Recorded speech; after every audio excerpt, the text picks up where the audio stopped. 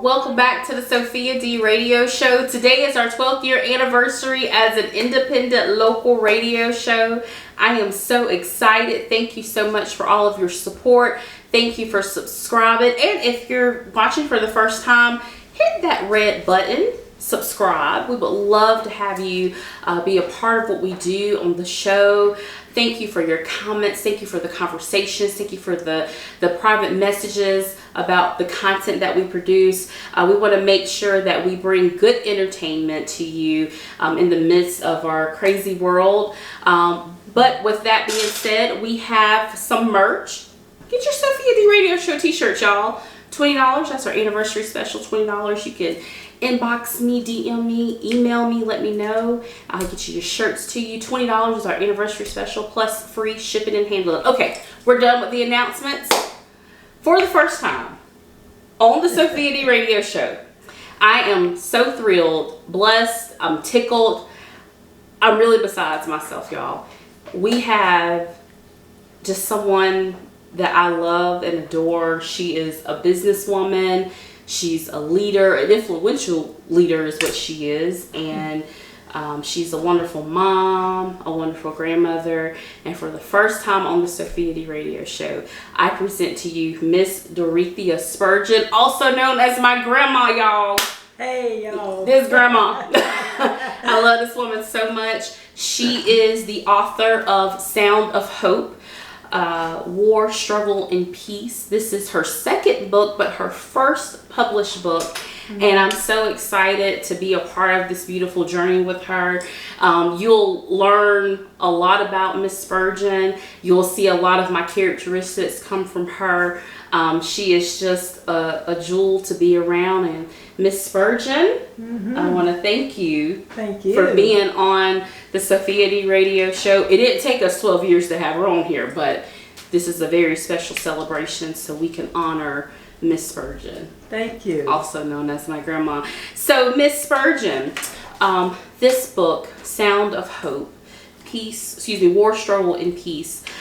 Why was it so important for you to write this book? It was important for me to write this book because the life that I lived was so exciting. Mm-hmm. And it was just so many things that I did in life that I wanted to share today in today's world with others, mm-hmm. and hoping that it would make life better for them in some ways. Mm-hmm. So that was my reason. Yeah. What was your favorite part about writing the book? I mean, y'all, seriously, it's not just a book, but it's stories, it's poetry. Yes, my grandmother is a poet. I didn't get that from her, but what was just the favorite part about writing? I think for me the favorite part about writing was growing up in small town Greenville and things that being creative and things that we didn't have, but it didn't stop us from doing the things that we wanted to do. Mm-hmm. So it was just really just growing up in the times that we had with each other. Mm-hmm. And those were the things that I enjoyed in the book. Now, in the book, I know you talked about your family is from Georgia, mm-hmm. and I know that you know, the furthest you all ever traveled was to Georgia to visit family. Exactly. And Miss Virgin, I know that you've always been a dreamer, and I kind of think that's where I get that from, because I'm always dreaming about, you know, stuff and where the next step is. But, you know, coming from, you know, parents that were uneducated to your success, where does that drive come from to be successful? Just stepping out of that comfort zone and just doing it. Well, our parents, they really hung hard and really instilled in us to be the best that we could be, mm-hmm. and to just to go out and do and try to educate yourselves and to try to have something. Mm-hmm. And because they said they didn't have anything, they didn't have the opportunities that they saw that we had growing up. Mm-hmm. And so they really encouraged us and pushed us to really stay in school and educate ourselves and try to prepare ourselves for a better job down the road. And that's where the drive came for me. I wanted to, we never were, didn't have transportation, so therefore we didn't go anywhere except for to my mom's hometown once a year for a homecoming. But we just being at home all the time, and I just always wanted to travel. But I didn't think the opportunity would ever come about for me to travel, because I had no reason to see that, you know, the availability would be there. Miss Spurgeon, in your book, Sound of Hope, talk to us briefly about your visits to China and Nigeria. We went to China first, and we were there for a year. And China was really a beautiful country, and the people are hard workers, and it kind of took me back to growing up at home, because they just were people that didn't want a handout.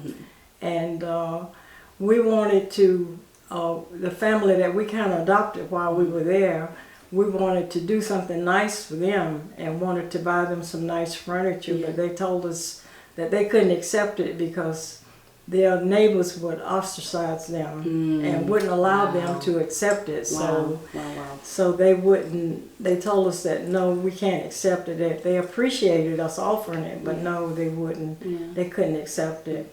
But they were just people that really tried to do the best that they could do with what they had, and most of them had very little, and they struggled. They really struggled to make life, make ends meet. But although they were making ends meet, did the Chinese people seem to be happy? They did. They tend to be happy. They imagine they were used to the way of life, the way they lived there, and within that that life, they tend to be happy, and they just you know, live just like we did. So yes. And I know in your book, Miss Spurgeon, you know, when you're talking about you wanted to bless this family that you all adopted, you had a very beautiful story when you all were living in Nigeria, when you came up with the money to bless the church with the church van they had been saving forever for. So can you briefly talk a little bit about that experience? Oh yes, we went to a Baptist church in Nigeria, and they had been for years saving their little naira. A naira equals to about a penny, and they had been saving their money all of this time to try to buy a van to go out to bring in people to church. And I mean, you're talking people walking miles bare feet to church in the rain, in the hot sun, and whatever. And so at this particular time, Al and I, my husband Alton, had come home on vacation, and a couple of days before it was time for us to go back to Nigeria, we thought what a blessing it would be to carry a donation back to the church to help them purchase a van. And so we just asked family and friends, and in 2 days we got more than enough to buy that van. So we took it back over to them. We that next Sunday, after we got back, we took the check back to the church and presented it to them. And I've never seen such gratefulness in all my life. I mean, they shouted and praised God like you wouldn't believe. I believe it. But it was more than enough to buy the church a van, and the people wouldn't have to walk, some of them, so far to church. But it is really, it's tough. People really have a tough time in Nigeria. And Miss Spurgeon, when you were referencing to the people who walk miles to get to church, and I want this to be made clear, they walked miles in the heat rain, no complaints. No complaints. And Just trying to get to church. Trying to get to church, and they stand up for 2 hours just praising God, doing praise and worship. Wow. They're to nothing to praise God for 2 hours before the service, before preaching begins. That's truly the sound of hope right there. It is. Wow, that's amazing. Thank you for sharing those beautiful stories, Miss Spurgeon. And, you know, with this being your second book, first book published, were you nervous at any point in the writing? Like, I don't know if I should put this in here, or, you know, maybe I should put this in here. No, they were just stories that I wanted to tell. I wanted to share with others, because I want people here to see the struggles and understand the struggles that people go through in third world countries, and hopefully it will make them appreciate what we have here. Yes. Do you feel like, you know, as you were writing the book, you needed more than 24 hours in a day? I did. It was, sometimes, some days I couldn't write fast enough. Yeah. And the thing about writing, when you get a thought in your mind, you got to find something to write on as fast as you can. Yeah. And many times I get up 2, 3 o'clock in the morning and jot down my thoughts. I mean, your thoughts just hit you anytime during the night or during the day when you're writing, and you just can't stop. At least I can't. When I start writing, I mean, I just focus just on writing, and I want to write all the time. Yeah. Out of traveling to China and Nigeria, Miss Spurgeon, what was your favorite country and why? My favorite really was Nigeria. My most interesting one was China. And the reason why I like Nigeria, because I wanted to learn some about our heritage. And so I was able to get books and read a lot of books about our heritage of Nigeria. And that was the reason why it was, I would say, my favorite one. But for China was interesting, and it was because all of the people there. I had never been to a country where there were so many people. And it was like everywhere you go, many of the people there hadn't seen people of color. And they would come up and rub your skin and think that the color would rub off. They feel your hair. And they were used to people with everybody with the same kind of hair and the same color skin. And they couldn't understand two people from the same country, one with blonde hair and one with black hair and a black skin. And it was just hard for them to understand. Okay, Miss Spurgeon, Grandma, we're going to take a music break. Okay. And we'll be right back. I want y'all to stay tuned to episode 2. We're going to listen to Jay Carlisle, Unstoppable, on the Sophia D Radio Show. Hey, while you're listening, get your Sophia D Radio shirts for $20. It's our anniversary, y'all. 12 years. Got so much more to come to you. We'll be right back. I see these haters, I see these haters, I see these haters, they hating me. I see these haters, I see these haters, I see these haters, they hating me. I see these haters, I see these haters, I see these haters, they hating me. Well, you should get used to me. Hey, you should get used to me. Hey, you should get used to me. Yeah, you should get used to me. Yeah, you should get used to me. What you said's impossible, I said unstoppable. You say impossible, I say unstoppable. I see success as my only option, like a door with no handle. Inside and I'm locked in, I cannot get out, no I cannot get out. Guess I'm here now, I guess we'll see what I'm about. I'll take the hits and make hits, it gets better. So sick when I spit, call me under the weather. Took one to the chin, yeah, but it made me better, man. It made me better, now I'm cold under pressure. Forget an empire, I'm leaving a legacy. Empires fall to legends that leave legacy. Full of a wordplay, you don't wanna mess with me. Even with a head start, you still not ahead of me. Who you know that's the best at this instead of me? Only time will tell, I know what she said, it's me. The team's not in this for the green. If salad comes, we'll pray, thank God, amen, let us eat. Got a big dream, wifey tells me keep dreaming.